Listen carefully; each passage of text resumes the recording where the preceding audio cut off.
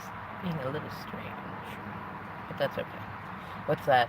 Something strange in the neighborhood. Who you gonna call? You know the lyrics. You can sing along. It's funny, there's so many lyrics in my head. What is it, that one that's been coming up a fair amount this week? That's specifically the one from the movie Robots, which is get up off of that thing and dance till you feel better. It's like whenever you're feeling, wow, okay, I just got more insight into this message that I was going to give you from the DM. So thank you, DM Collective. So, oh, where to start? Where to start? I think I'll start with the title. So the title, Chop Wood, Carry Water. I've been thinking, well, so I woke up.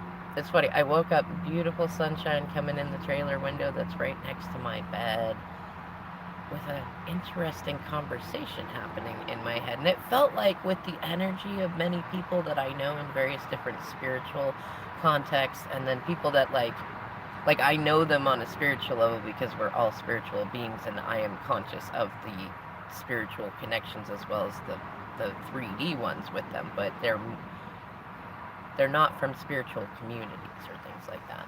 My DM would be included in one of those, and like those energies were in there, and we were talking about what it means to chop wood and carry water, right?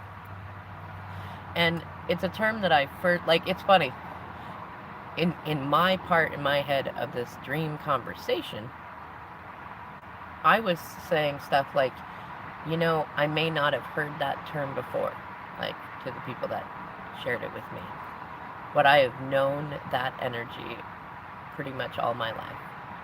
And I'd reckon most Capricorns do. I reckon most people do in some sort of way, especially of I'm gonna say like the last, like if you were born at least 30 years ago and back, you know. And it's effectively like in my mind I was thinking, like, I've chopped wood a lot of my life, or I watched my dad chop wood, helped chop wood when we were camping, when we lived in the blue house, me and my DM and our kids, like, we chopped wood there. We would even go get rounds to cut up to chop so we could use it for the fireplace, because it was more cost effective than using the oil heat, which was the other heat that we had there. And that often was in a situation of like trying to balance money stuff. And so for me, it's like chop wood, carry water is like, get down to the basics. Get to where the simplest steps are. But it's also more than that. It's a sacred thing. It's a meditative thing. It's a prayerful thing. And in many of the communities that I've been a part of that either use that term or have something like that, that's what it comes to mean to my heart mind. It's like it's kind of about prayer, right? Like, when there are many times in our lives that we will all have multiple periods when, how do I put it? It's like things may not have gone in the direction that we had previously, in previous chapters, expected they would go. Maybe we're not in the place we thought we would be. Maybe we're not around the people we thought we'd be around. Or maybe we are around the people that we thought we'd be around and in the place we thought we would be in, but we don't like it. And maybe there's tower moments, or we're just so freaking bored and dissatisfied with it that it's like we want to make a tower, but we're like, like, what will people think if I make a tower because I'm unhappy in this, or things like that. Or like, I mean, look at the socioeconomic stuff going on. Like, there are many, many reasons that you might end up in a space where you have to get back to the basics, like chop wood, carry water. And for those of you that have been like following along with my vlog, like when things started to go I'm not gonna say crazy, but I'm gonna say when the shadow chaos kicked in from everybody around, that's kind of what I went to, like psychologically, spiritually, and physically. And if you watched my vlog, like, you can see, like, I went back to the basics. Okay, we have a car or a place to be in, and it's time to work on a resume and get caught up on like taxes and things that have not been caught up on, like, and then basic self-care stuff, you know what I mean, for me and my son and his bird, like.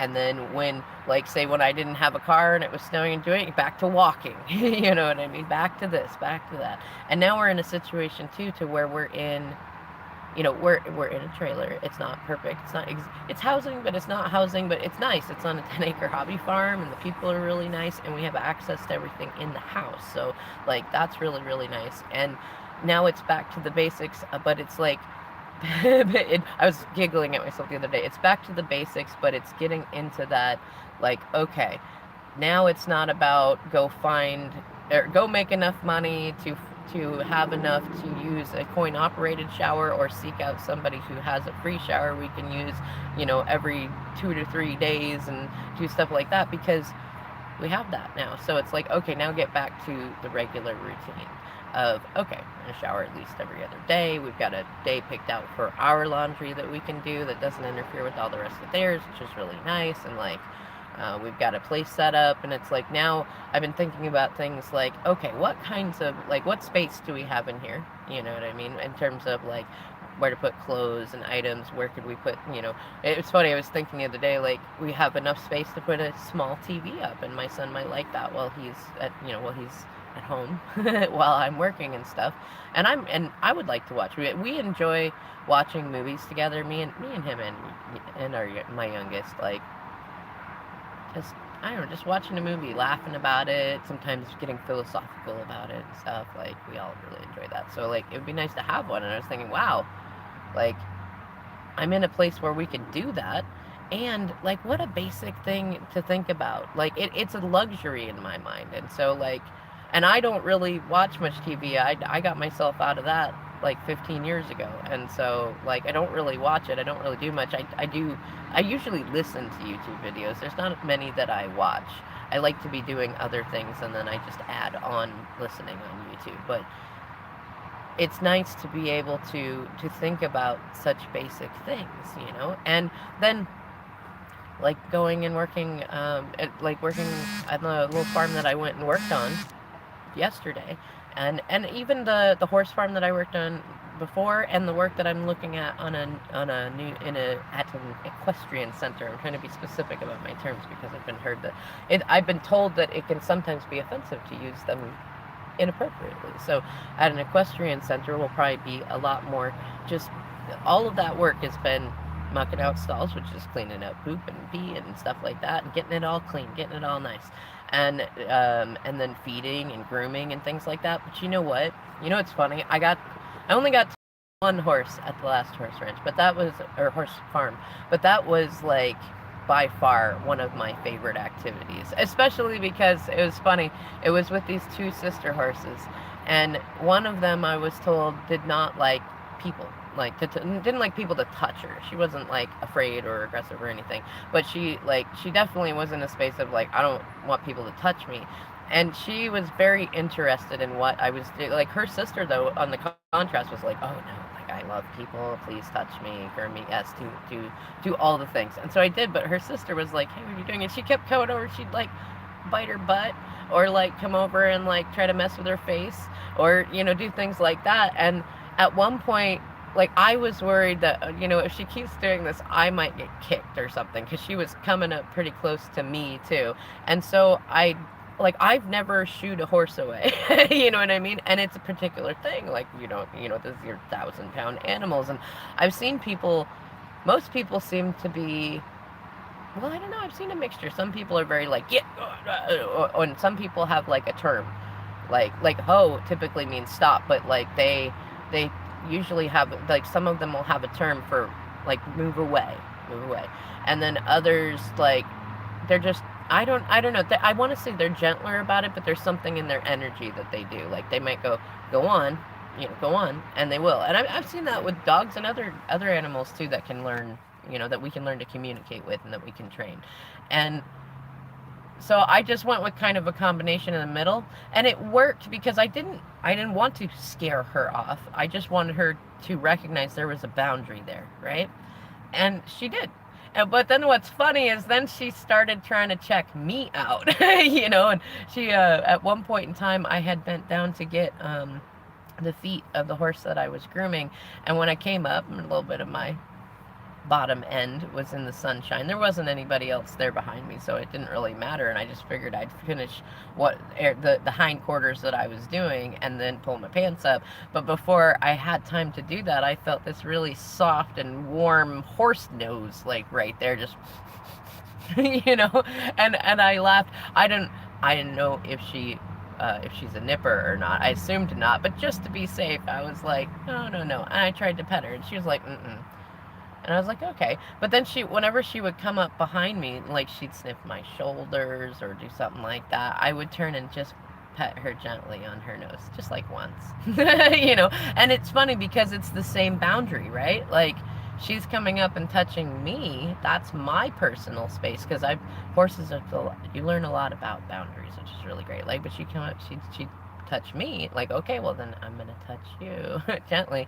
And by the end of it, it's funny, I could tell that she wanted me to groom her too, but I had to stop. And then later when I came to, like, when I put everything away and I came back over to the area to make sure that I tied the fence up right, she was right there and she wanted me to pet her. And I almost was like, is this really you? Like, you're the one that I was told that doesn't like people. But you could tell there's a marked difference in the size in the two sisters. And so, like, I was like, wow, all right, you know. And she's sitting there just getting pets from me, and I was like, okay, this is good. Like, this feels good. Like, I don't know if that was just a one-time thing, or maybe I intuitively knew what to do on there because I was doing the boundaries thing or what. But, like, this is all basic stuff too. Like, think about it. Chopped wood, carry water. Like, horses in particular, I think one of the things that I like about them is, like, before you can do anything with them, you kind of have to do the basics. I mean, I've seen people just walk in because they're experienced and they know how to handle things, but especially when you're new and they're new, like, my favorite thing is grooming first and then being around them, because you've given them something that they really like. And, well, presumably, because some horses don't like to be groomed, but you can find that out, right? Like, it's that first interaction, it's that first impression. Who are you? How is your energy? Oh, you're going to do something that I like, that feels good. And then that way you have those interactions, because some horses will mess with you at first, and other horses will be afraid of you at first, and others will be overly loving, and then you got to, like, figure out how to nicely have them give you space while you're trying to, like, clean their stall. And so there's another horse that was like that, and I was like, this is great, you know. But it's all basic communication. Like, you can totally stand there and have a full-on philosophical conversation with the horse. And, you know, I mean, Sagittarius is a centaur, so, like, I'm not saying you can't. But they might not open up their mouth like Mr. Ed and have their words with you back like that. I'm a believer spiritually that they do communicate with you, they do understand, they're very empathetic and intelligent, and that they do. Not all of them, because they all have different personalities, but in general, as an animal being, I feel like most of them can. But most of it is nonverbal, you know. It's the basics. Like, how do you, like, okay, I'm 5'7", right? I'm not super short, but I'm not very tall either. I'm kind of in the middle. But compared to most horses, I am not big. You know what I mean? Like, they could sit on me and I would be done, right? Like, like squish, you know. And so, like, one of the things about being around horses is you have to be in an energy of, like, I'm in charge. But you also want to think about it's very similar to being a parent, or being a teacher, or being, like, someone that works with kids, or a dog trainer, or things like that. You want to be the leader of the pack, but you don't, my opinion, you don't want to be a domineering leader. Maybe it's the same. It's funny. Let's relate this to kink. Maybe it's the difference between someone who is dominant and someone who is dominating. Like, you definitely want to be the one that is like, I'm in charge. I'm going to make sure that you are safe and cared for and well tended, and that you feel appreciated and that you appreciate me. And, you know, and you're going to do what I say, because I'm going to provide that leadership. I'm going to provide that safety. I'm going to, or help you provide your own safety, that kind of thing, versus someone who is dominating, which is more like, you're going to do this because otherwise I'm going to create an emotional fit that you're not going to like, or you're going to do this because otherwise I'm going to do something mean to you, or you're going to do this because I'll leave you if you don't, or I'll neglect you, or I'll blah blah blah blah blah blah blah. You know what I mean? Like dominant versus dominating, and it's very much, in my opinion, the same with most animals, not just horses, and with most people. That those basics, like, we have to observe them within ourselves, and it works. Let's go back to the people one. Like, being that way with people actually works. Hello, squirrely. Works very, very well. This is my ADHD brain, right? Squirrel. You want to get in a place where when you walk in this world, like, you are comfortable with yourself, you are dominant with yourself, and you're also able to be submissive in other moments. And sometimes the best teachers of that are the chop wood, carry water types of things. I just had that image of, in Karate Kid when he was teaching him the wax on, wax off thing, and Go Ninja Turtles, if you're down for that. But the whole point of that is, like, think about in Karate Kid, he did not understand why he was being made to do house chores and things like that. He hadn't had the connection, right? Like, why the hell are we doing this? I want to learn karate. But then, when the moments came that he needed to improvise and he needed to have the muscle memory to be able to do various different things that maybe just learning, the karate forms weren't going to teach him on their own. And Mr. Miyagi made sure, like, he didn't have to tell him. And there were moments when he knew to just ignore the complaining, and other moments when he knew to challenge it. And there wasn't like a plan in that. He just had that amount of experience. You know what I mean? He went off of it intuitively. Like, he had his inner sight. He knew. And so that's the energy that I'm getting in. I have to circle back. For what's going on with DMs too. And I'm not surprised. Like, we should all reflect each other. But these last... Think about what's going on with you. This is how you can always know what your DM is doing, or if the signs and syncs that you're seeing mean that they're going, what are they going through similar things, is what's going on with you, okay? So, over the last couple of years, think about it. More people have been either stuck inside or choosing to stay inside to avoid the rest of the world. So that brings it back to a lot of the basic stuff. Dishes, laundry, self-care, self-soothing skills, and it brings people back to, like, if they had various addictions. And addictions, the thing to me is, most people, when you look at addiction, you only think about alcohol or drugs or gambling, maybe, like those sort of things. But there are many, many forms of it, and that includes attachment traumas, which pretty much, they follow all the indicators and everything of addiction. That's why there can be, like, codependent personality, because it's not just something that is just associated with, alcoholics and their enablers. Like, it's its own personality thing. Like, it starts early on, and it's something that can totally be healed and be made whole. That's the nice thing. Most personality disorders can't. You just have to want to. Like, and I'm not saying it doesn't take work. Like, it can, but it depends on how much you believe that it requires, like, hard effort to do it. And, like, that's another thing that it requires. It's not just, I guess it's not just the want to. It's the want to, and then the will to work on your self-love to believe that it's possible. Right there. But the songs, I posted them up in the community section. There's 2 by Red Hot Chili Peppers, and one is Other Side, and the other is Under the Bridge. And then there was a third song. I was thinking it was just going to be those 2 songs, but a third one by Dishwalla, and it's Counting Blue Cars. This is a very interesting set of messages to come in. And if you go, like, look at the lyrics that I posted, and then also I put an excerpt on the Dishwalla song about, like, why he wrote it and some things that happened to him when he put it out and it became so popular. And so the message that it feels like it's coming through is, like, DMs right now, there's been so many things that have happened. And, like, right now we just went through a big series of shadow storms and sandboxes, which I'll explain in another set of videos, that basically it's been like tower, tower, tower, tower, tower, tower, tower, and now the dust is kind of settling. You can see, like, okay, what's left? What bricks and stones and rubble can I use to build from in this moment. At first I want to tell you that's a good thing, because the first two sets of lyrics from Red Hot Chili Peppers were both about like drug use and drug abuse, but also about like abusive relationships and like this inner struggle to be like doing things that you know are not good for you, but they feel so good. And so you kind of get into that, and then the feeling lingers after.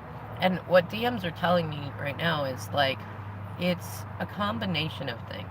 Like if your DM is an alcoholic, or has ever gotten into drugs or gambling or workaholism or abusive relationships, or a combination of those, they often go hand in hand, don't they? They've been in this state of like, I want to say there was the places in them that was like, how long am I going to let this slide? Like, how long am I going to live in this life where I'm so unhappy that I'm thinking about, like, unaliving myself or just running away from it all? Like, how long am I going to let this slide? And, like, how many times am I going to go under the bridge when I'd rather be on the other side? And, like, they're in a place where the other side for them used to kind of mean an afterlife thing. But now, actually, what it means is, well, I'm going to say for those of you DFs that have been working on yourselves, because you probably come from like reflective past storylines as they have, like you've provided an example that there is more, and that it's not all bad everywhere, and that one person can do it or just a few people can do it, you know, like it's somehow like, or it could just be that in you having faith and believing in your path and being yourself and doing your shadow work and all that you've provided an example of how to get free from it, because in the past they were in a place where they didn't believe there was anywhere on this earth that like a pain-free existence could exist. And so like just you existing, that's what I'm hearing. Just you existing. Just you existing. Like that feels so like important, significant, relevant, resonant. So if you feel that, like just you existing. That's all it is.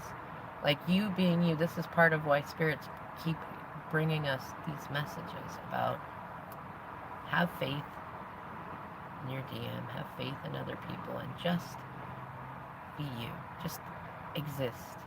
Just learn to be in a place where you feel enough self-love that you recognize the Mr. Miyagi style lesson of just you existing is enough to bring like incredible light to this world that inspires people to do things, to see things in themselves, to be different, sometimes better, sometimes worse, but to embrace themselves. Like just you existing makes a difference. And yes, DMs are definitely saying that they're saying like just DF, just the fact that you exist. You don't have to do anything else, but you have, just in being yourself. And so it's changed it. Like those Red Hot Chili Pepper songs were like it's funny, if you look at the order of them even, going from Other Side to Under the Bridge to Counting Blue Cars. And I almost put all those in the title because I was like, if I had the character space, I would have. But if you think about it, it's like going from this place in Other Side where it's like all you can think about is this addictive thing. It could be feeling like you want to have a lot of money. It could be living paycheck to paycheck style. It could be trying to be a peacekeeper. It could be being codependent. It could be drugs or alcohol. It could be like continuing to go back to people that you know are hurting you, family, friends, romantic people, stuff like that. It could be trying to tell the difference between like who is hurting you and keeping you in these shadow cycles, and who is being hurt by you, and then it feels like they're hurting you, but it's like you're doing it to yourself. That's what it is, self-sabotaging cycles, which can also be an addiction. Thank you, Spirit Team. going from that into Under the Bridge, which is like memories of like the artist talked about how like when he it was actually a poem that he wrote, and he thought it was way too mournful for the like the upbeat peppy kind of punk sort of style of Red Hot Chili Peppers, but somebody else had read it and wanted him to sing it for the band, and they heard it and immediately wanted to start like finding the chords and things like that to it. And it's about like the low point, rock bottom. That's what it is, about that rock bottom place when like he had no friends and no family. And he was lucky to be staying in cars, and he knew a cartel guy, and it like he was remembering like when he would spend nights and all he was doing was going for his fix. I mean, sex addiction is another one. I just that came up real big. Like some of your masculines might be dealing with something sort of like that, not necessarily like a full-on like nymphomania sort of thing, but like they've been dealing with shadows that have to do with sex and how that relates to love, because they're not always the same thing. And then also like trying to use that as a way to like assess like a health level of relationships or something like that. And like I want to say like dynamics like cheating and monogamy and polyamory and things like that might also play a part in that. Like there's something to do with how we relate to each other and how it has to do with sex and how that can like permeate everything. Like because when you think about like when your mind is constantly wrapped up in things like infidelities and stuff, then your mind is almost always on sex, and like it can create insecurities to where you're constantly worried, is this person coming on to me, or your partner is always worried about it, and like that can create like crazy making scenarios if you have to work with somebody like as a co-parent or a co-worker or anything like that. And like that can be the addiction itself, like that cycle. Karmic cycles can also be addiction of it. And so like Under the Bridge is like, it's funny because he said something in one of the articles that I read, the artist who wrote it, he said like some people look at the song and they think that what he's saying is that he's constantly wanting to go back to that, to where like he could get high and do stuff like that. And what he said is, no, actually what I like, where the other side is here, it's now, or not other side, but it's funny to relate back to that. Like he said he's happy where he is now, where he's been away from it for a very long time, and he's had time to get away from that like feeling in the first song about thinking about pulling the thread and having people, what is it, that the line, everybody focuses on it, where he gets asked by a feminine energy, is he still a slut? And which is funny, kind of reminds me of my DM before, like, are you still being a player? But no, the energies in there is like being caught in these cycles, and people being like, are you still there? Like, are you still stuck there? Like that sort of message has been coming in, and they've been feeling that message on themselves. And then they go to that second place where they're like, you know what, I have this memory of a space where it felt so good and so awful at the same time, and I'm happier to be away from that, but I still think about it, and I'm not quite out of those cycles yet. And it's funny, my brain wants to keep moving in towards the connection with the blue cars, but I am hearing from DMs like they do that whole message is intended to be brought in there, but it's also, they want to say it's also about you, like in a mixture of things, because there's been a mixture of truths that have been brought to their attention that some of them they knew and just didn't want to acknowledge. Others they didn't know at all and really like gotten to them in a deep way. Like it touched their hearts in ways they did not expect. And others they already knew about the various truths, but they weren't ready to like face themselves in those truths, like boundary setting and stuff like that.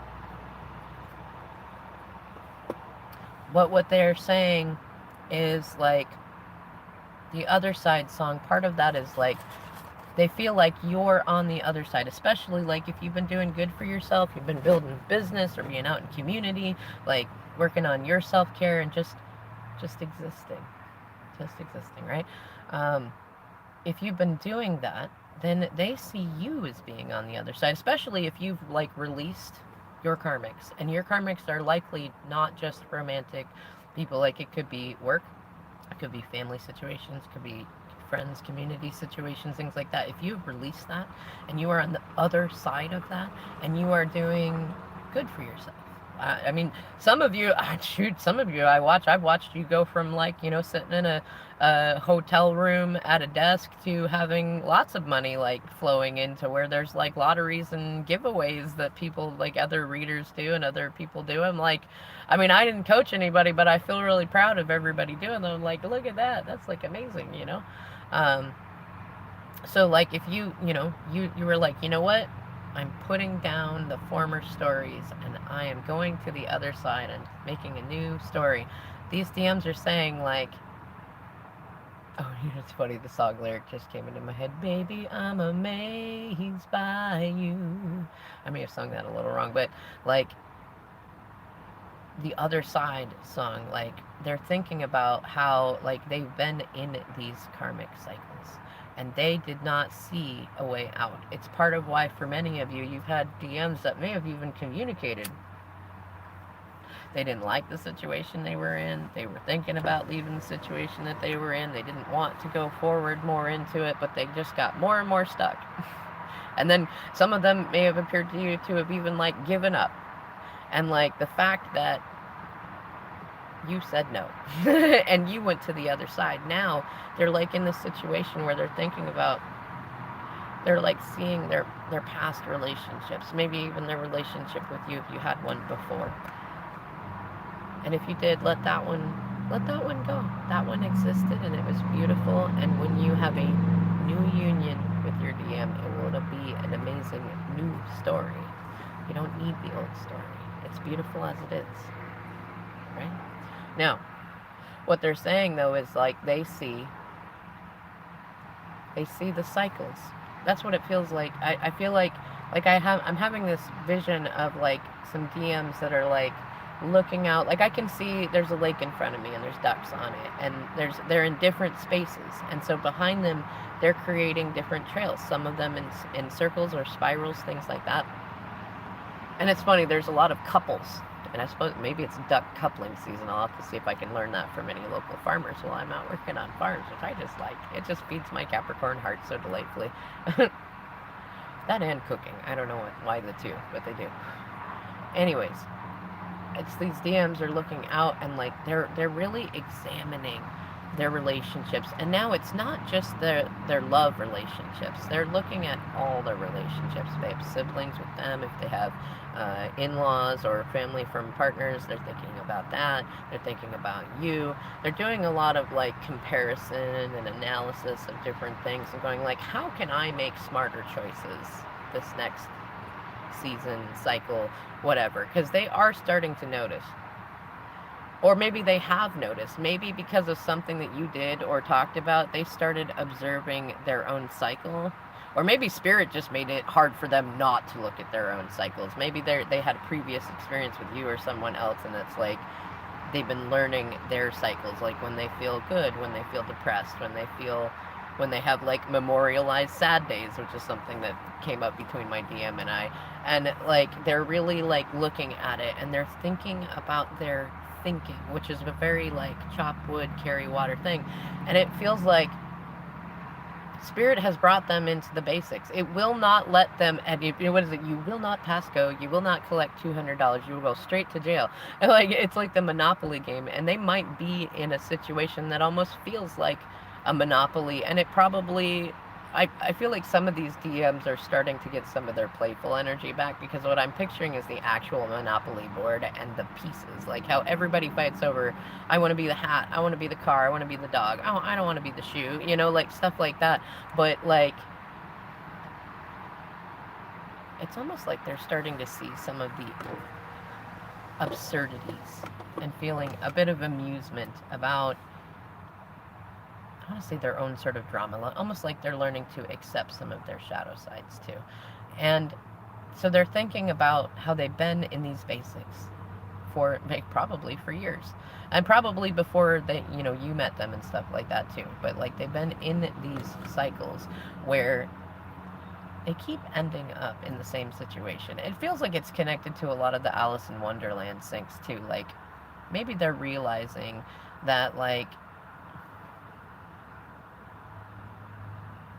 I want to say they're realizing their shadows in a way. Like they're seeing that when they choose, like say they choose to drink or something like that, whenever they choose to drink, maybe they get in more trouble or they have a harder time maintaining a positive emotional space or emotional security, or maybe it's a constant battle with other people, or maybe people start to see them in that space and they don't care for themselves as well, and then people comment on how they look or how they're acting or things like that, and they're starting to connect the dots, and if they've been in like karmic relationship cycles for most of their life, especially if they had a moment to have time with you, you were still in your own karmic cycles and stuff too, but even at that, it was probably better than anything else that they had been in, and so it creates a contrast, and maybe they're realizing like, I only really get into drinking or drugs or workaholism when I'm in a relationship that I'm not happy with, that I'm trying to like gaslight myself into being happy with because it fits this or this box that it feels like society, media, family, friends, whatever, find acceptable. And maybe they're realizing like, if I could start over, if I could love myself enough, like my divine feminine, that's what these DMs are saying. The other side, like they see you on the other side of things, and they're like, I want that. And they're realizing too, like, so a lot of the metaphors in that song and in the second song are like memories of being with karmic people. And like, there is a certain amount of drama that, like, like a lot of people are in a space where it's like, it's good if you're jealous, like, because then it shows you love me. But that's like, when you love someone, there's a certain amount of possessiveness. We are predators, we're humans, we're bipedals with eyes facing forward, we eat meat, we hunt, we do things like that. We do have a possessive side. And there's also that side of you that recognizes your person, and it's one of those like even if you have great emotional security and inner peace, and like you totally know that you're amazing even when they're interacting with other people and stuff, it doesn't take away that feeling of like, that's my person and I want to be doing that stuff with them. But a lot of people get in this space of like, is jealousy a good thing? But jealousy is a bigger thing. It's like a fear of losing something. It's a fear of like, if this person interacts with that person, they might fall in love with that person, and because I'm not seeing that I have a lack of self-love for myself and faith in myself and faith in my partner, I need to do something about that. I need to butter them up or give them more attention or tell them not to talk to those people or things like that. Like, you get, like, it's not, jealousy itself is not love, and it's not healthy in a relationship. You want to be in a state of compersion for people, and recognize that like, actually your relationship will do far better if you still have individual interactions. You should work to be the same person in a relationship as you would be outside of a relationship, and find that harmony, and then exist as who you are. Like, you should be able to just exist in a relationship if and if other emotional attachments form, that's actually healthy. It shows that you can have emotional relationships that are healthy, which means you can have a healthy relationship, and like intimate monogamous relationship, if that's the one that you want. Like, you can have that with people if you can have it with people that you're not pursuing romantically too. They kind of tie in.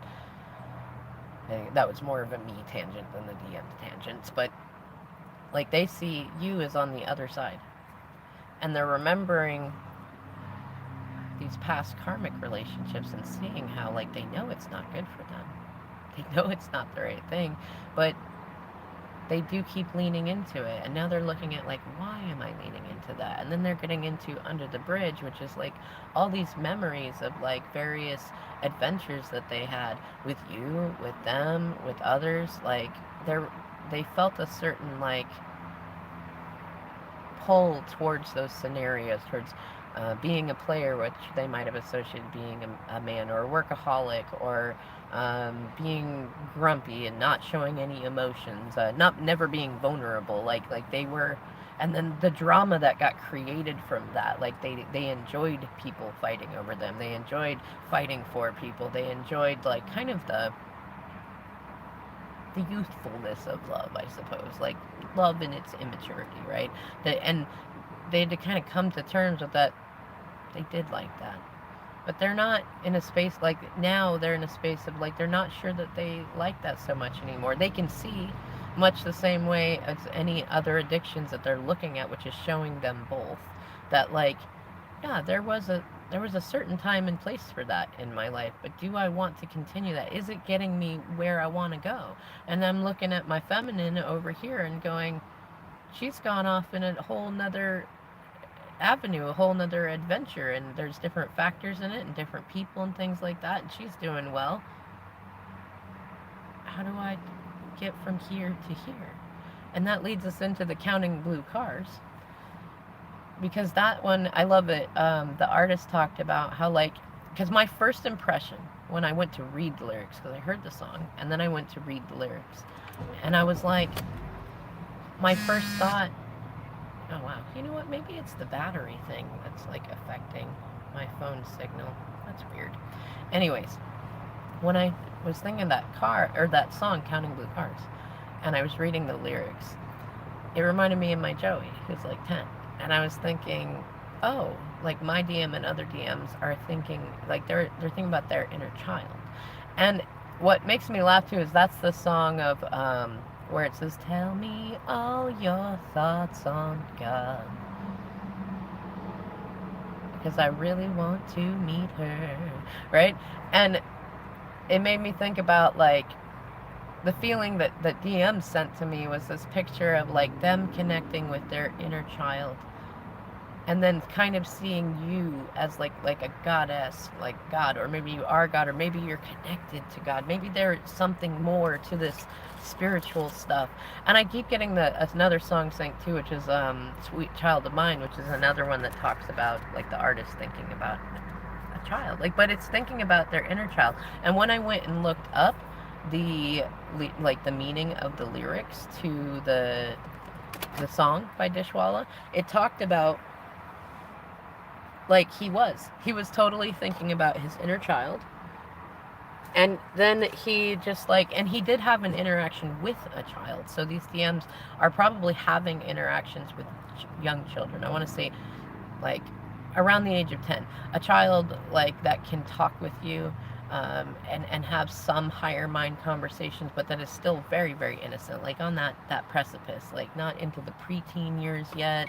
It doesn't have to be 10 exactly, but somewhere within there, maybe between like 8 and 12-ish, you know, somewhere in there. But the song specifically said 10, and that did make me think of my Joey 10-year-old, so others of you might have a sync of 10. Maybe think about what was going on for you when you were 10. But these DMs are saying like they've had some sort of interactions with children that have brought them back into thinking about their own inner child, which they've probably not been nurturing. Another addictive cycle is the whole adulting addictive cycle. Like, I see so many people that go around talking about, you gotta be adult, like stop being immature, this and this and that, but then they're very, very immature. They don't have their shit together, they don't have their bills together, they have big debts, they have all these things going on, and they're grumpy, and they're not raising kids well, or not raising kids at all, doing very black and white thinking, and really like contributing to a lot more problems than they're helping with.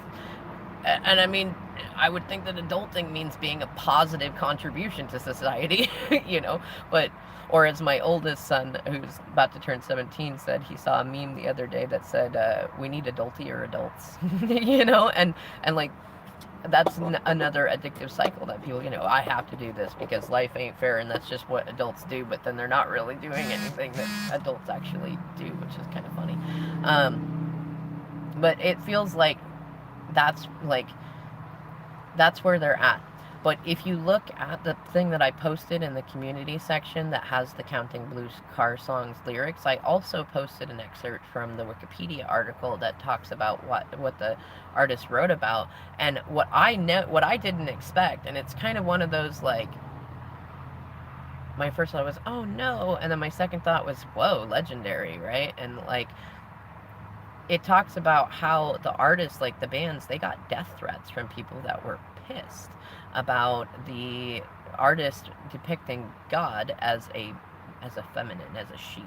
And it was like, wow, really? But like at the time that they put it out too, there still was a lot of domination by mainstream religions, which still very much do. But there's been a lot more growth in other spiritual paths, so there's far more balance than ever before. I'm not saying it's perfect; it's just more balanced than it has been. But like that was a thing that totally happened to them, and it's funny because the artist talked about how, for them, it was like they were thinking about like if they were 10 and they were talking to an adult that they felt comfortable talking to about things like that, like asking questions like that. It's like, let's talk about life and death, and like, to them there wouldn't be a gender attachment necessarily to like this divine being or spirit or anything, so they might think it's more like a mama, you know what I mean?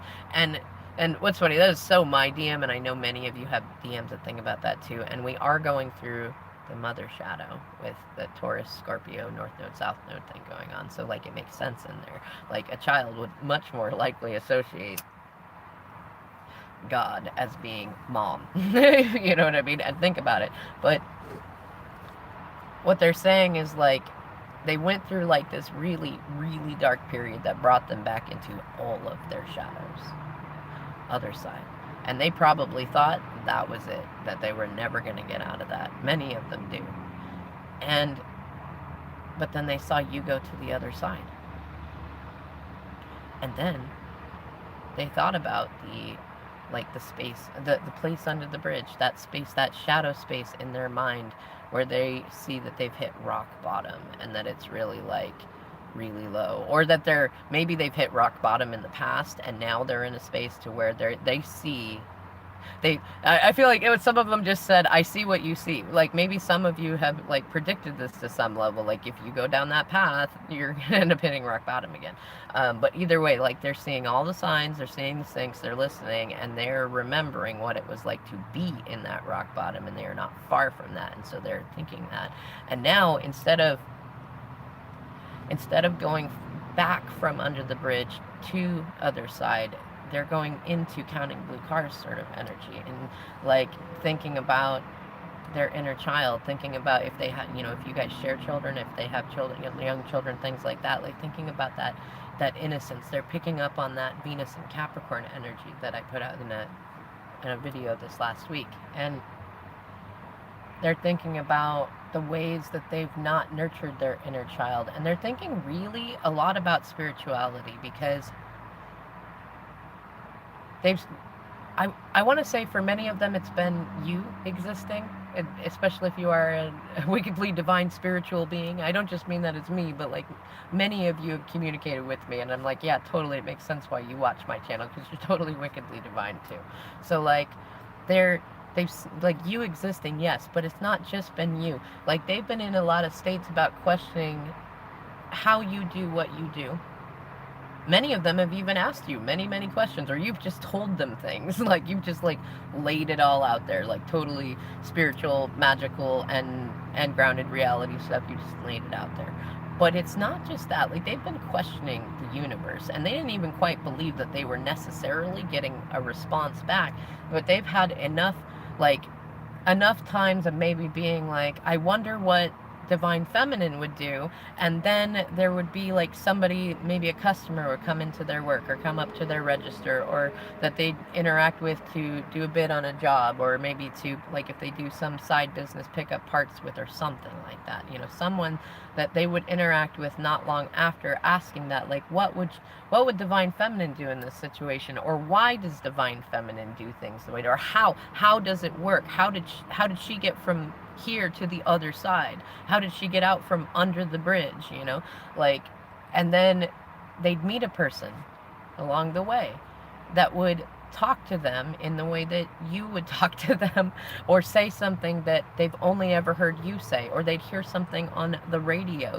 Like, there's so many different ways that their spirit team has communicated with them that they recognize they can ask and they will have answers. And that is already, it's like, what is it? I can't think of a specific movie, but then some movies where, like, say some kid has, like, let's say that they're a wizard or a witch or something, and, like, they want to show someone who is, like, let's say a muggle, like a non-magical person, and they want to show them some magic, but they don't want to scare the crap out of them, so they don't, like, conjure up a gorilla in front of them or anything. They might just, like, make an apple appear in their hand and, like, leave it on the counter and then walk out. You know what I mean? Or something like that. Like, it feels like for them, it's that apple encounter. Like, it's still so incredible to watch an apple materialize before your eyes and have it put there. So for them to realize that they can ask the universe pretty much any question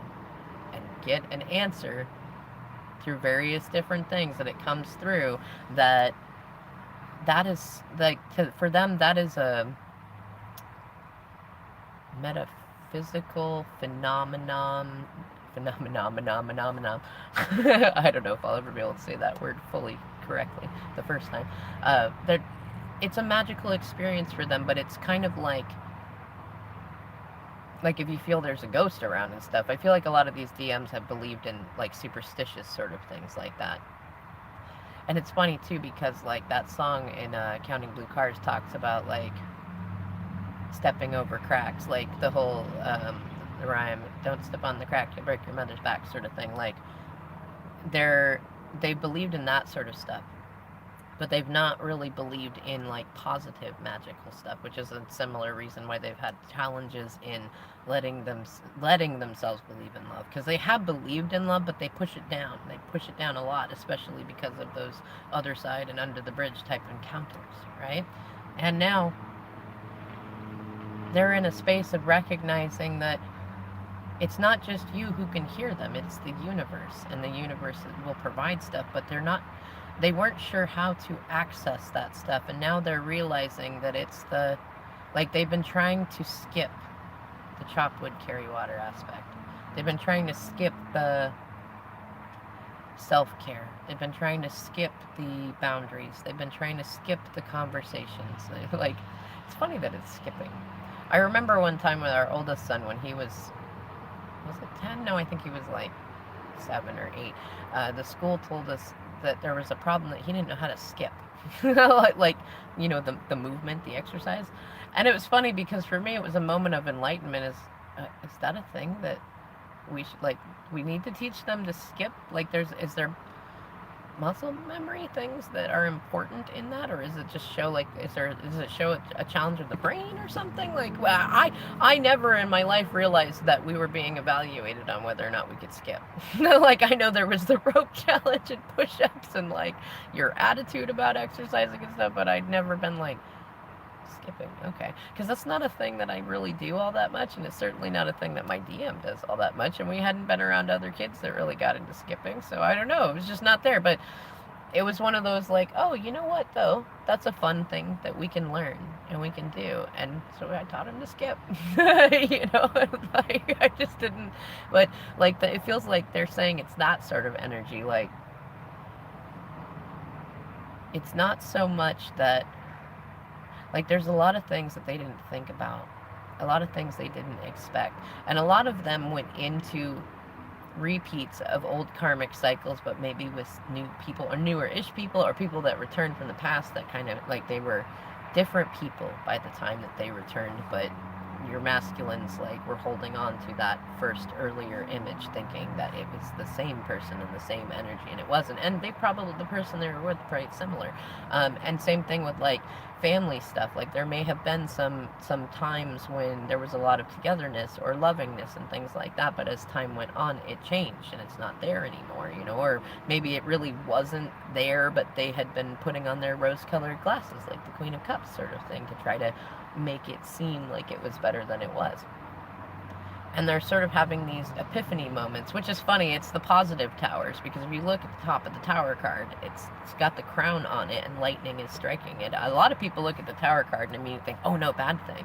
But when I look at it, I'm like, ooh, this is exciting, because this, like, no matter what, it means enlightenment. Like, even if the tower falls and you're like, oh no, I lost everything, like, you still have a lot of beautiful enlightenment and realization, and you never end up back in the same exact position, because you will definitely see the signs and signals that will lead you there, right? So they're having these like epiphany moments, and now they're thinking about, like, how does she connect with spirit, and they're thinking about the other people they've now met that are also spiritual, because maybe they got frustrated and wanting to understand, like, why do they keep thinking about you all the time or something, and like some spiritual person just like appeared there and was like, because dummy, you love them, or something. I don't know, like, stranger things have happened in my experience. So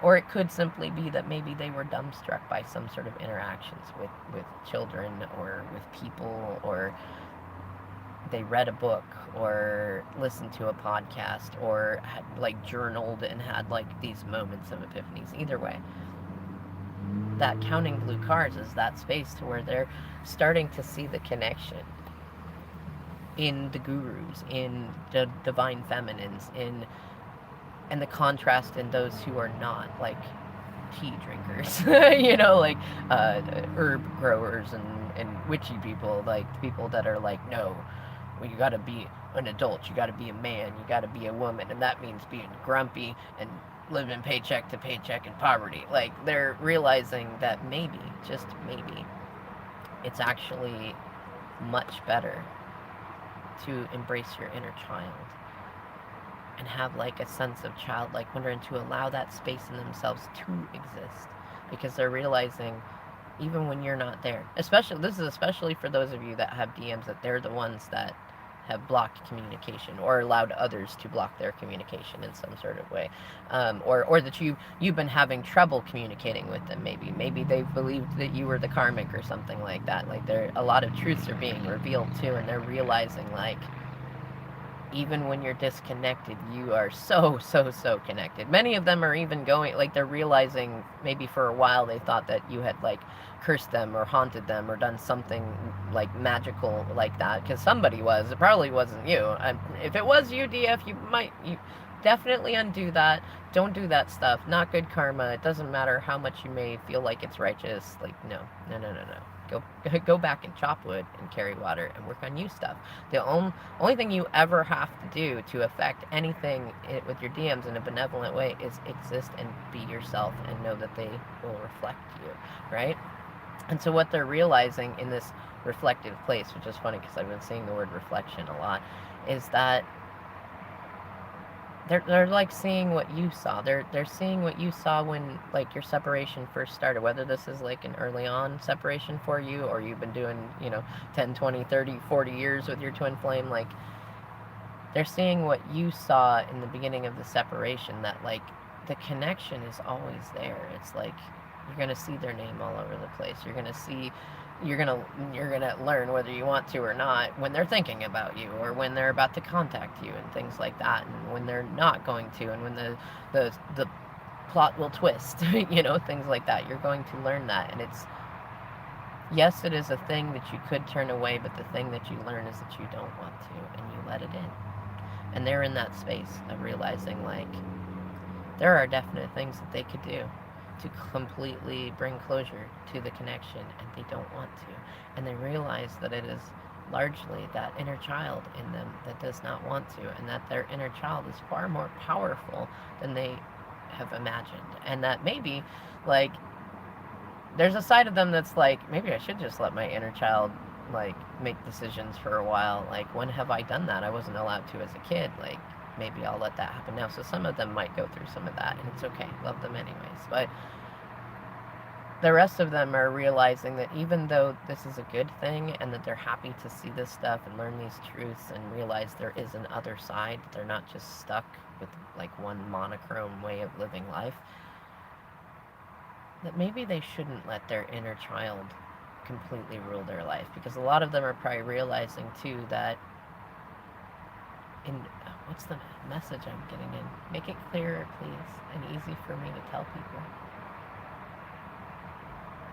They're realizing they've neglected their inner children, their inner child, inner children, and that because they really didn't understand what it meant to be an adult, or be a parent, or be a friend, or a lover, or things like that, that they have been, their inner child has been ruling them in the shadow way, in the immaturity way, in the like stonewalling and crazy making and avoiding and trying to run to distractions and things like that. And they realize that's not going to bring anyone any happiness. And no matter how many times they may try to hide from it, that it ends up hurting the people they care about most. And that breaks their own hearts.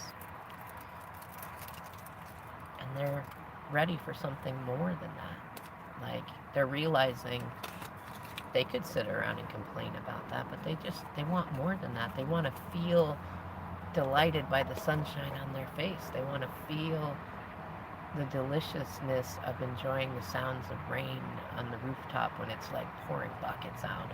They want to delight in the silence. Ooh, that's a good one, because that's one that I know that my DM person always had a hard time with, being alone in the quiet with his own thoughts. They want to delight in that. They want to surrender to that and experience the deliciousness of that. And I feel like many of them are realizing they already have, like, even if they surrounded themselves with people or got entrapped with people and stuff like that, and they had a lot around them, they still found themselves more alone and more feeling more alone, seeking out the solitude, seeking out those moments, maybe even trying to sleep on the moment, on the, like, the days and times when they're supposed to interact with other people. And like, they realize there's a serenity in there that they can exist in. They can simply exist in. This is part of why it's so important, and why I've preached, I don't know, along my channel's journey about having faith in them. Because you don't know. You don't know what they do in those quiet moments. The only way that, and you as a manifester should be focusing on what you believe is true, what you should be believing is true, because you're creating your reality too, is that in those spaces they are learning about themselves. And like, yeah, they might have ups and downs, they might have moments when they don't recognize you, they might have moments they don't recognize themselves, but that they are naturally going that way. They are naturally learning that, you know, the things that they needed around them to learn the things that you learned were probably different than the things that you needed around you to learn what you've learned, right?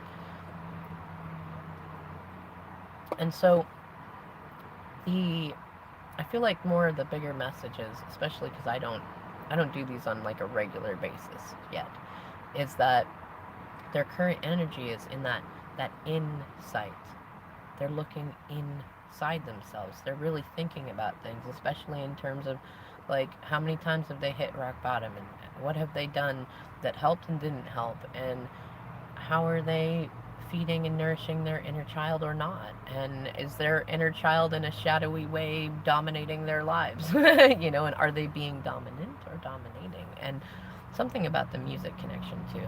Like, maybe for them music is a love language, or maybe it reminds them of you, and like, they're really examining like, what in my life has looked good for me and been bad for me, or felt good but been bad for me, and what in my life has like felt bad, at least at first, but been good for me, or seemed like it would not get me results that I wanted because of the effort I'd have to put in, but actually turned out to make my life easier later on. Like, they're really examining all that stuff, and that includes you and anyone else that they've had romantic relationships with. And then they're also looking at different family dynamics and friendship dynamics, and like, are they still just trying to hold on to old high school relationships? Are they afraid to go make new friends, meet new people? Are they in a space where they know they could do all that? Maybe they've been through all that, but they're still holding on to stuff.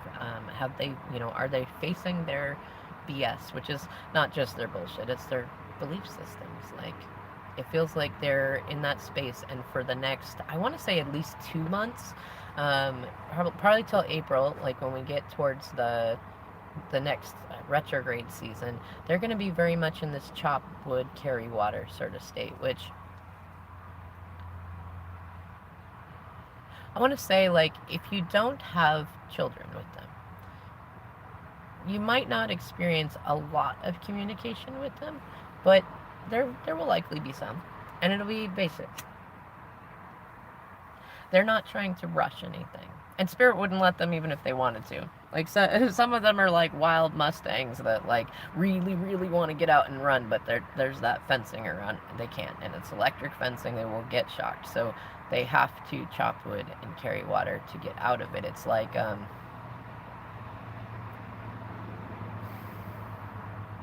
I'm thinking of two things. I'm thinking of when scientists do the rats in a maze and they train them, and it's like if the rat had to, I want to say if the rat wanted to get out of it, like they'd have to learn whatever the scientist wanted them to do. Otherwise, they're going to get a shock when, like, they get a shock unless they do the thing that gets the cheese. So whether or not they want the cheese, like that's what happens. Like they have to go towards it. But what if the rat learned how to get out of the maze? They first would have to learn what is wanted of them, and then they'd have to do something basic. Like they'd have to, maybe they realize, oh, there's no top on this maze, get out of it. Or if there is a top on it, maybe there's this space that I can stop and chew on every so often, and then I can make it just right so that I can pop out of it when they're not expecting it, or something like that. Like, it's funny, I feel like that was a Shawshank Redemption sort of thing. Like, you just have to keep digging that tunnel until that tunnel is big enough, and then you gotta crawl through miles and miles of shit. And once you get through that, then you can come out. And I'm imagining the guy who did that in Shawshank Redemption, and what I loved is that he remembered to take a bar of soap with him. And then he just found some clean fucking water and like completely bathed himself. But like, that it feels like that's what DMs are saying. Is like they've got to go. They're going. Oh, maybe that's what they're saying. Like the tunnel.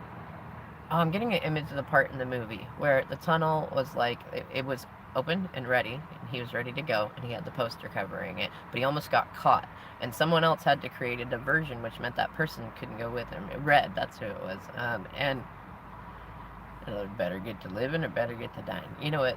That's funny. There's another sync in that too. So DMs are saying most of them are in that. You know what? They're in two spaces because those are both good examples of DM energy, and it feels really resonant right now. One is the guy, I can't remember his name, but he's the main character, who's like, the tunnel is open.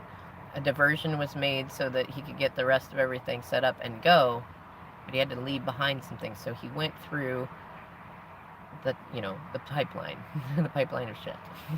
And they're saying, like, some of them are there. They're in that space of, like, they're free, but they've got to get through that tunnel of shit and get to a clean water source and wash off. And then they got to get going. Like, they got to get going to where they hid the money.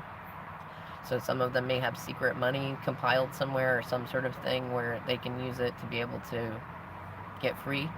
And once they get through that, and that poo is a metaphor of like all their shadow stuff, their own messes, their own like. Well, I mean, think about it. What is poo? It's what's left over. It's the stuff that we can't digest, right? And it often can have like stuff in it that is, icky, and it doesn't smell good. It typically doesn't taste good, and it's not something you'd want to crawl through. And you could also get sick in interacting with it. So, like, it's one of those things of like.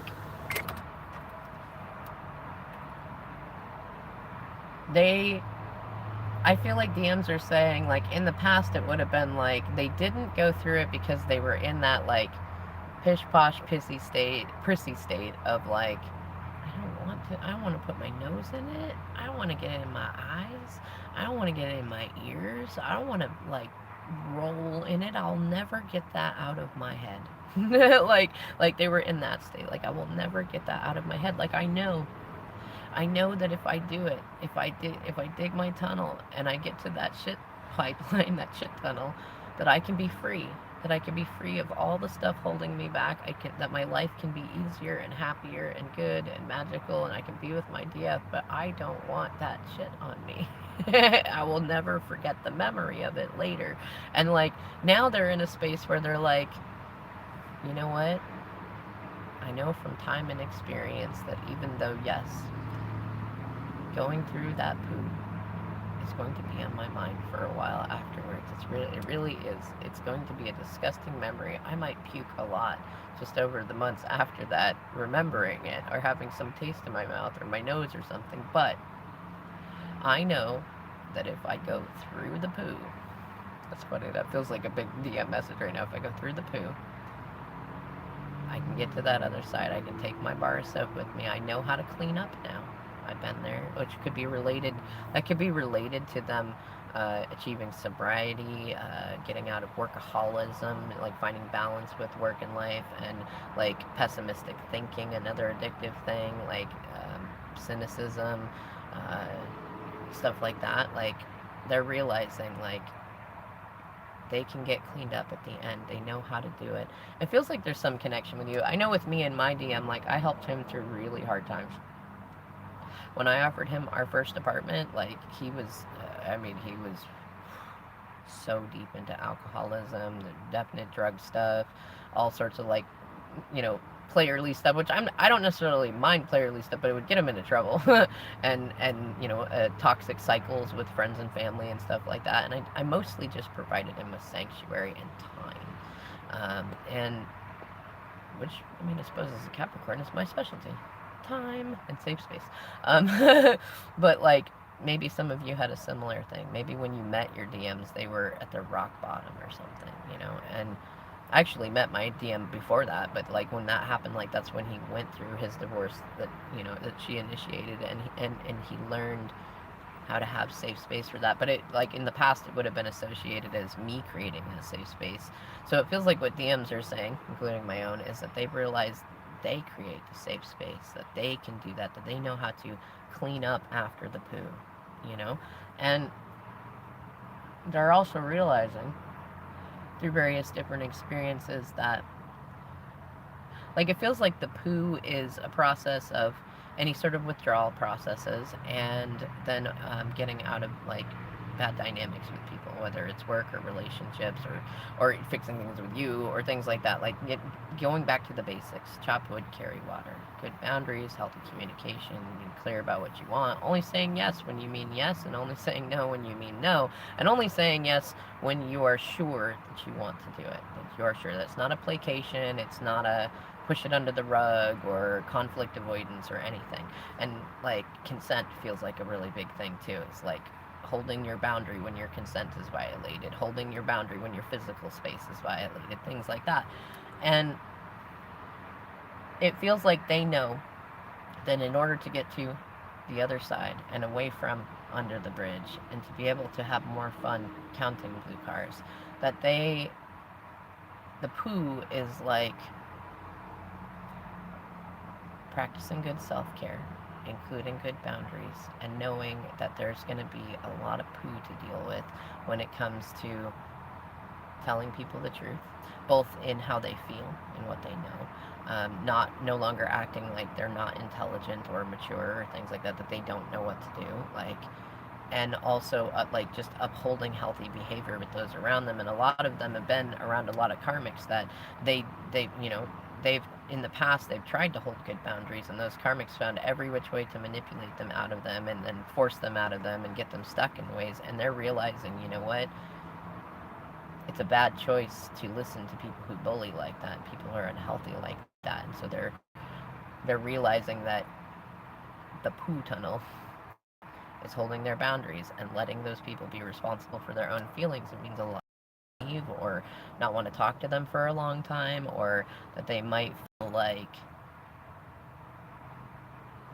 I don't know, like it just this happens a fair amount when somebody chooses to get healthier. A lot of times people from our past might fall away, sometimes for the rest of our lifetime, and sometimes just for a while, because they were so used to being able to take advantage of you in the ways that you allowed them to, that when you no longer do that, it can feel like you're being mean to them, or it can feel like you're being cold or anything like that, until either they decide to double down on the toxic behavior, or B, they decide to change too and go, oh wow, that person was just practicing healthy boundaries and I was actually the one who was violating them. Whoa, and they know that that poo tunnel is going to be some drama and some conflict and things like that, but they're thinking about that space and counting blue cards where the inner child in them was like, tell me all your thoughts on God because I really want to meet her. And like, how close are we? Like, not just in like how close are we to death where we supposedly get to meet spirit again, but like how close are we right now in relationship to spirit? Like how close is spirit to us?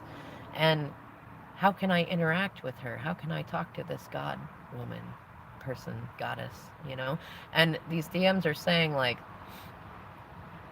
in many ways you represent that she that their inner child is thinking about. Like you are that safe space, you are that example, you are that God goddess, you are a balance, you are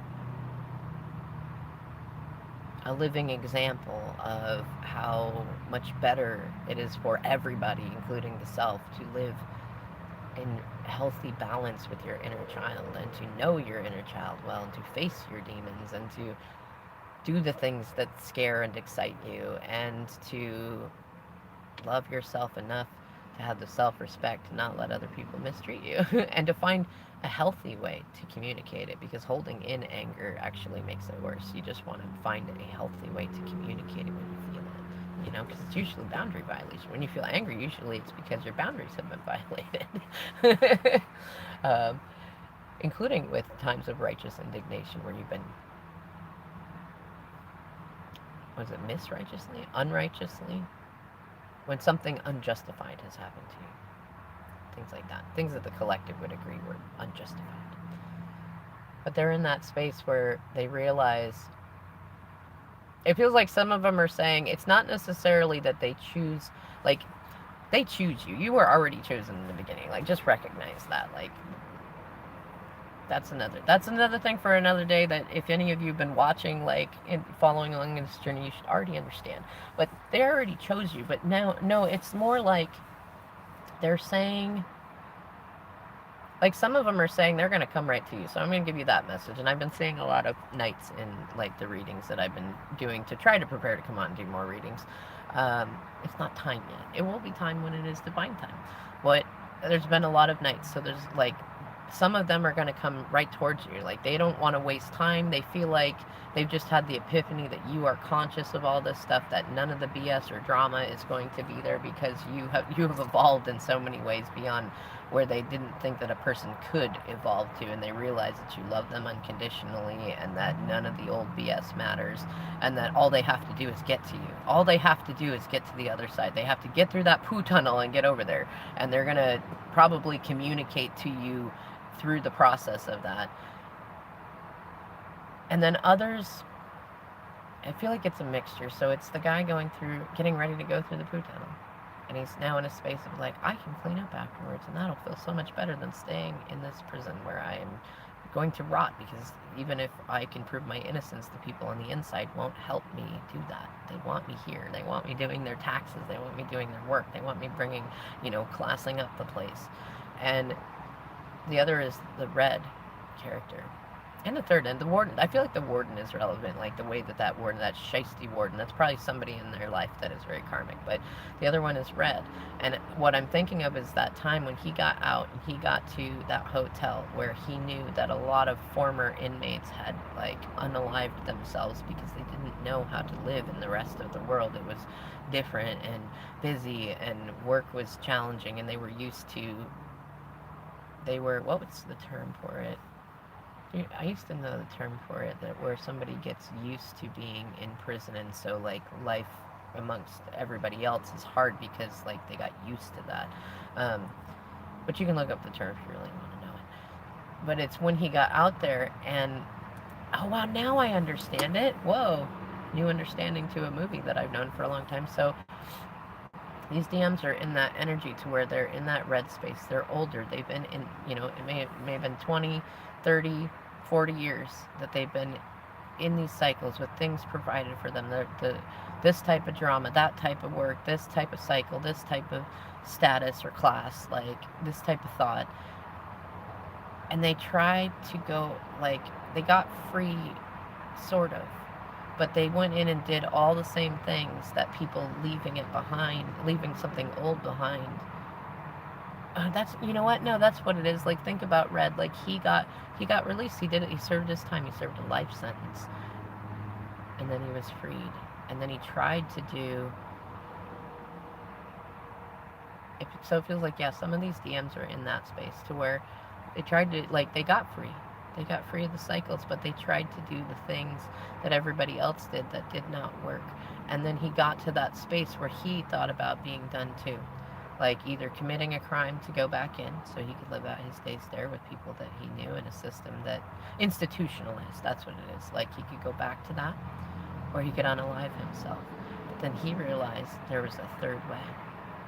And instead of, like, you see the scene where he gets on the table and you think, oh shit, no, don't do that. And then you see instead he carves into the things that Red was here. Right? Instead of goodbyes, like there's all these messages from people that have like gone. He writes Red was here. Just no, I exist. I still exist. I existed here too. And think about that. Like part of the reason he did that is because his friend who went through the poo tunnel got out, like he did it, and he exists somewhere.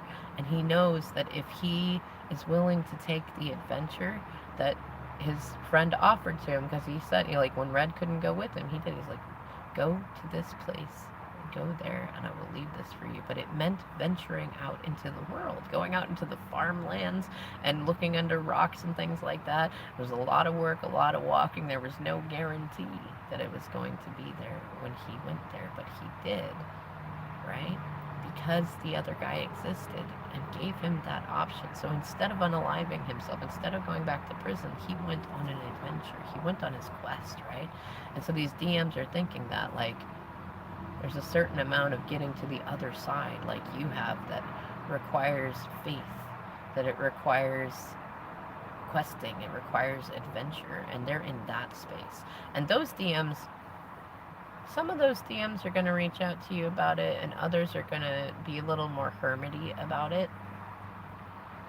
It might be more of a surprise even, like when they connect with you. You might think about it in the movie, like you might end up on that beautiful beach already set up with your, you know, or maybe it's like me and my homestead thing. Like you might end up having everything else that you want first, and probably having it faster than you expect, and then they show up, and it'll be in all the perfect ways. It won't be because you have the stuff. It will be because they had faith, and they went through the stuff, and they followed the clues and the steps and the breadcrumbs, and they worked on themselves along the way, and they had all the talks. Tell me all your thoughts on God, right? They connected with their inner child to get there. Some of these DMs are telling me that that's what they've been doing, like in whatever you've been observing in the 3D, that's what they've already been doing. And others are telling me it's a weird sort of Pulp Fiction-y thing, is so that they already went through that space, and now they're back at the poo tunnel. But they've been through the poo tunnel before, and so they know all they have to do is go through it, and this time take a bar of soap with them and clean up. And those, well, I'm just going to say, like, don't focus on communication or necessarily interaction with your DMs. And if you do interact with them, like if you have something else going on with them, you have children with them, or a lease or something like that, expect it to go back to basics. Expect it to be very chop wood, carry water, like respectful conversation. Conversation that doesn't take ages to have, like more immediate responses, and not necessarily completely dry, like King of Swords, Queen of Swords sort of, you know, conversation, but not a focus on emotions or magic or things like that, just basic communication. And others are going to want to talk about friendship. Others are going to want to be like, I recognize that there isn't a need to rush or get to a destination, and that no matter how many times I try to attach what I think happiness will be to a relationship status or house or garage or job or physical appearance or anything like that, I find that is not happiness. That happiness is in the journey and the adventure, and I want to be friends with my divine feminine because I don't need the rush, and I want to know her as a friend as well as twin flame, lover, partner, etc. it feels like I could still say more. I feel like they're talking a lot, which is interesting because I was noticing the other day that there were far fewer for quite a while, like DM messages coming out from people. People were still reading. There were still people that were like saying this is going on and this and that, but there were fewer like divine masculine love letters being channeled or messages like that. And it's been a lot of like work on the self, which think about the reflection of that, but it feels like throat chakras are opening up, truth's coming out. Um, with all that energy we went through the last 18 months of the moon in North Node Sag, South Node Gemini, like changing our beliefs. Or, no, sorry, it was North Node Gemini, South Node Sagittarius, I think. Yes, I'm correct. Um, and so it's like that South Node Sag is like examining our belief systems and stuff. Anyways, I feel like there's going to be a lot more communication, whether it's 5D, 4D, 3D, I don't know. You can communicate with me and I will help you figure it out and understand it better if you want, but otherwise, just enjoy it. Whatever way it appears, it might just be you daydreaming a lot. Enjoy it. Enjoy those daydreams. They are a thing to behold in and of themselves. They are a miracle of their own kind, and you can give yourself permission to love and enjoy them whether or not there's anything corresponding in the 3D. And that is a bit of free magic for you all on its own. So, it's been over an hour. I'm going to get back to work. I love you all. Thank you for watching. Thank you for enjoying, liking, sharing. I will see you in the next video.